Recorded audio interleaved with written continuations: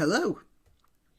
Well, even though I am here in Britain, I do keep an eye on things American, North American in general, but the USA in particular, because I went to university there. So I still have some sort of an affection for the old place, although affection is probably the wrong word when I hear of what's going on. And Chicago is a fine example of the reason why I've not come back to visit for a while. And Chicago has been presided over for the past 4 years by a nice lady called Lightfoot, under whose supervision the city has degenerated into a battle zone and murder rates have gone up over 200% in 4 years.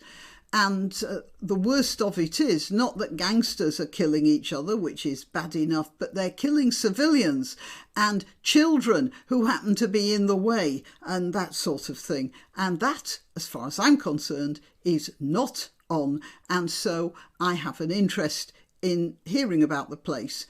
And I was, I think, almost as delighted at Mayor Lightfoot's deselection as Dave Rubin appears to be. Before I carry on, though, I'll tell you I am mostly British-based granniopteryx. I am on YouTube, Rumble, BitChute and Minds, and I let you know when I've uploaded new videos on Twitter, Gab and Parler, where I am at granniopteryx. I take the trouble to let you know about these uploads because YouTube tends to be a bit careless about that.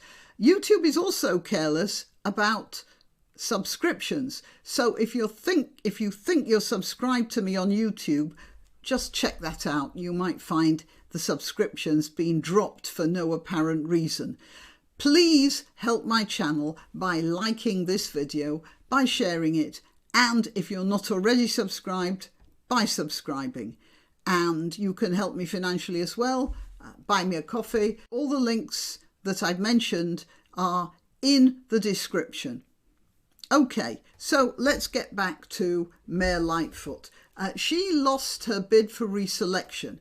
That is, the Democrat Party have deserted her as absolutely as the devil deserted Jack Torrance at the end of The Shining, and she is as much in the cold as he was. And come to think of it, the whole of Chicago's been turned into the Overlook Hotel under her supervision, so everything fits in very nicely. It didn't take her long to destroy it. In 2021, that's only 2 years after she got into power, the Chicago Sun-Times had this nice page: downtown shootings up by 220%, and that's 2 years ago. And that's quite a number.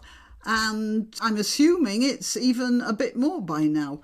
But she was the first gay black woman to be a mayor. And that's really what's important, isn't it? Of course, there's one small downside to this. She's incompetent, but who cares? She's a gay black woman. How many boxes can you tick in one go? And she was the first gay black woman, so that made it even more of a set of boxes. The trouble with being first is that firsts do have a short shelf life, don't they? Firsts may be first for a few brief days, weeks or months, but after that there are other firsts, and as it happens, gay black women are now absolutely everywhere. My dear, you can't walk 50 yards without tripping up over a gay black woman now. Mind you, you get to trip over a gay black woman in Chicago, but you'd first have to avoid tripping up over the dead bodies of men, women and children who didn't get their chance at a life because some random criminal went on a spree.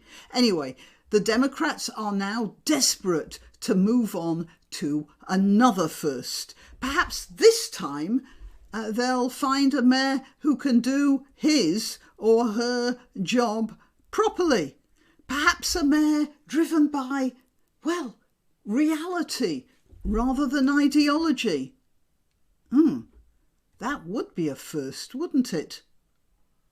Well, we can only hope.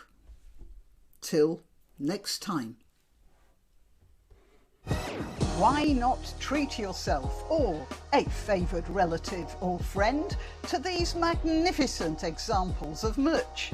The mugs and t-shirts come in the granniopteryx design or granbow with a firearm or the more deadly knitting needles.